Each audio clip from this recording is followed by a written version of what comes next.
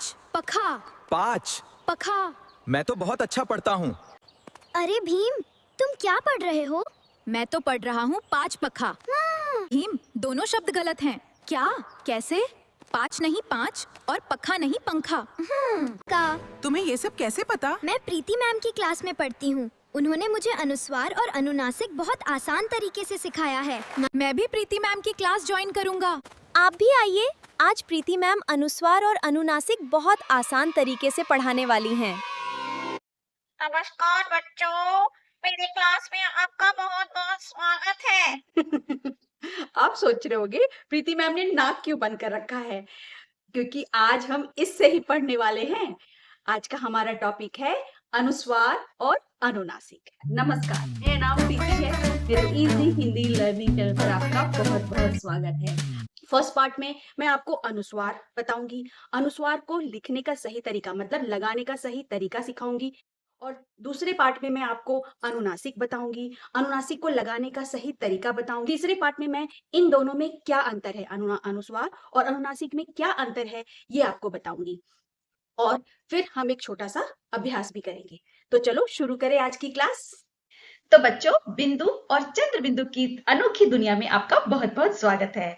तो चलो शुरू करें बिंदु और चंद्र बिंदु। ठीक है, चलिए। ओके, पहले हम अनुस्वार को पढ़ेंगे, जिसको हम बिंदु भी कह सकते हैं। अब इसको कैसे बोला जाता है? नाक से बोला जाता है, क्योंकि इसको बोलते समय हमारे नाक का इस्तेमाल किया है। ठीक है। चलो अब इसको एक छोटे से एग्जाम्पल से आपको समझाती हूँ। आपने कहानी में किसको देखा था? कहानी में देखा था छोटे भीम को। छोटा भीम पखा पखा कर रहा था, क्योंकि उसको अनुस्वार नहीं पता था।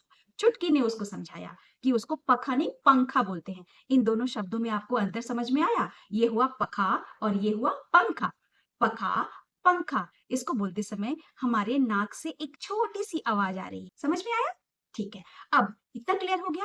अब इसको हम नाक से कैसे बोलते हैं, ये कैसे पहचानेंगे? तो हम अपने नाक को बंद करके बोलने की कोशिश करेंगे। तो हम अपने नाक को बंद करते हैं। अब पंखा बोल करने की कोशिश करते हैं। पंखा पंखा। जब हम बोल रहे हैं तो इसमें हमारे नाक में थोड़ा हवा भर जा रही है, यहाँ पे थोड़ा सा फूल जा रहा है। इसका मतलब इसको बोलते समय हमने अपने नाक का इस्तेमाल किया। ठीक है, अब मैं आपको अनुस्वार कैसे लिखते हैं वो बताऊंगी। ठीक, चलिए पहले मैं आपको अनुस्वार लिखने का सही तरीका बताती हूँ। यह है स्लीपिंग लाइन। स्लीपिंग लाइन के ठीक ऊपर हम एक बिंदी के रूप में इसको लगाते हैं। ठीक है, यह इस लाइन को टच करता हुआ होना चाहिए। ठीक है, अब मैं एक शब्द के साथ, कोई भी शब्द है उसके साथ लिखकर आपको दिखाती हूँ। जैसे अगर हमने लिखा पंख,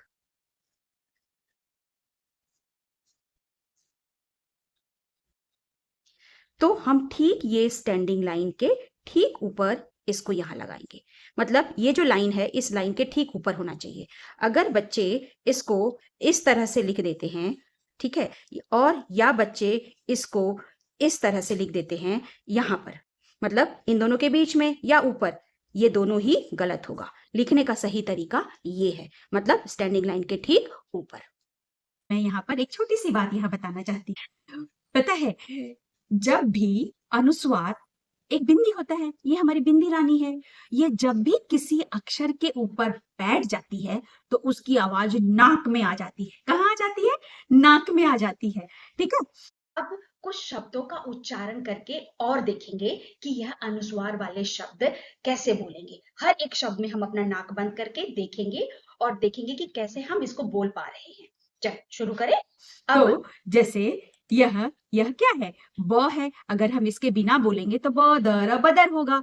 जब हम इसके बिना बोलेंगे तो क्या होगा? बदर होगा। लेकिन जैसे इसके ऊपर बिंदी रानी आके बैठ गई, यह क्या बन गया? बंदर। क्या बन गया? बंदर। ठीक है, तो अब इसको हम नाक से बोल के देखते हैं कि हम नाक अपना बंद करेंगे, हवा भर जाती है कि नहीं?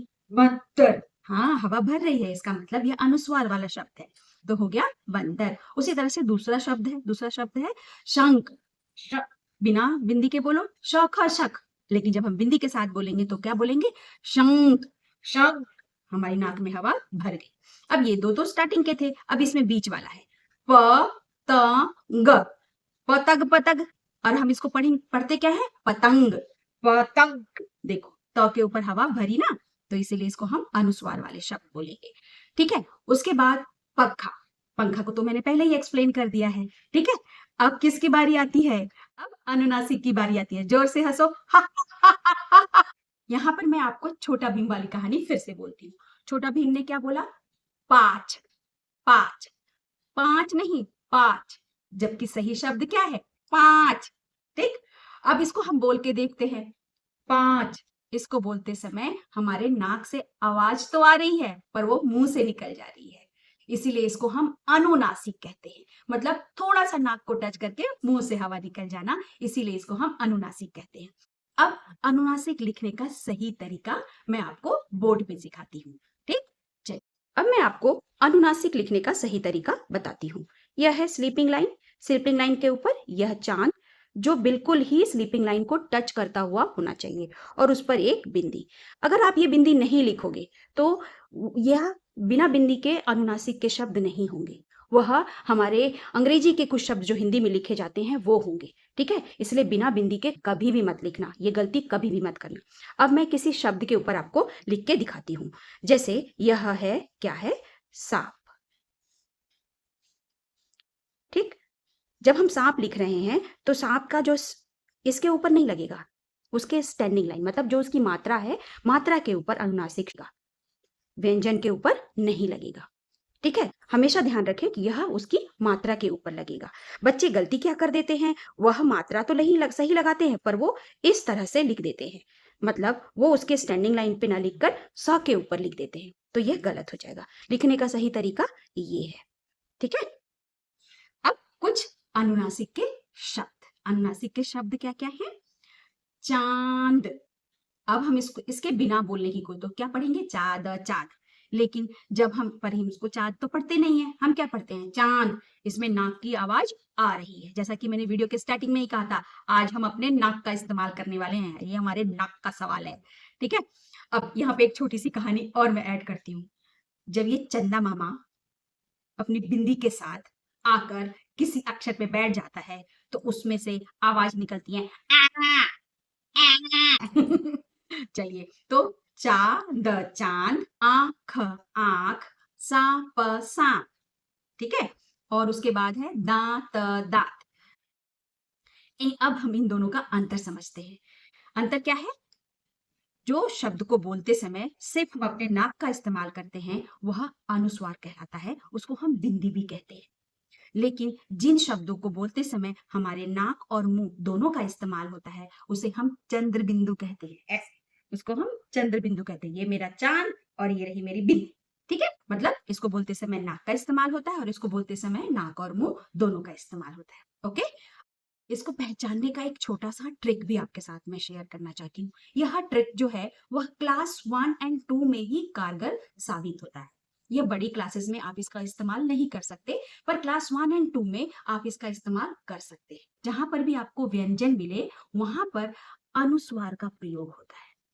ठीक है, लेकिन जहां पर भी आपको स्वर या स्वर की मात्रा दिखे वहां पे अनुनासिक का प्रयोग होता है। यह एक ट्रिक है जो 95% सही होता है। ठीक है, आप इसका इस्तेमाल करके देख सकते हो। चलो कुछ शब्दों के साथ इसका इस्तेमाल करके हम देखते हैं। अगर आप पंखा बोल रहे हो तो पंखा में प जो है वो क्या है?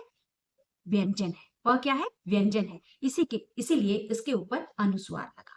ठीक है, उसी तरह से शंख बोल रहे हो तो श जो है वो व्यंजन है, इसीलिए उसके ऊपर अनुस्वार लगा। और भी बहुत सारे शब्द हैं, आप उसका अभ्यास करके देखोगे तो आपको समझ में आ जाएगा। अब आते हैं हम अनुनासिक की तरफ। अनुनासिक में अगर आप चांद बोल रहे हो तो च में आ की मात्रा लगी है, इसीलिए वहां क्या लगेगा? अनुनासिक, चंद्र बिंदु लगेगा।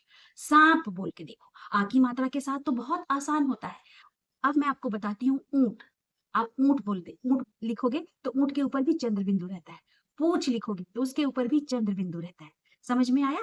माँ बोलोगे तो उसके ऊपर भी चंद्र बिंदु रहता है, क्योंकि सब में उसकी स्वर की मात्राएं लगी हैं या खुद ब खुद स्वर होता है, तब जाकर उसमें क्या बनता है, क्या लगता है? अनुनासिक। ये एक बहुत इंपॉर्टेंट ट्रिक है जो बच्चों के लिए बहुत कारगर साबित होता है। ठीक है, चलिए अब एक छोटा सा गेम खेलते हैं। कौन से शब्द में अनुस्वार है और कौन से शब्द में अनुनासिक? गेम का उत्तर आप मुझे चैट बॉक्स में लिख कर दें कि कौन से शब्द में अनुस्वार है और कौन से शब्द में अनुनासिक। ओके? अगर आपको अनुस्वार अनुनासिक अच्छे से समझ में आ गया हो और उसमें कोई कंफ्यूजन ना हो तो प्लीज मेरे चैनल को लाइक करें, सब्सक्राइब करें, शेयर करें और वो जो लास्ट में गेम खेला था ना उसके आंसर आप मेरे कमेंट बॉक्स में लिखें। Thank you so much.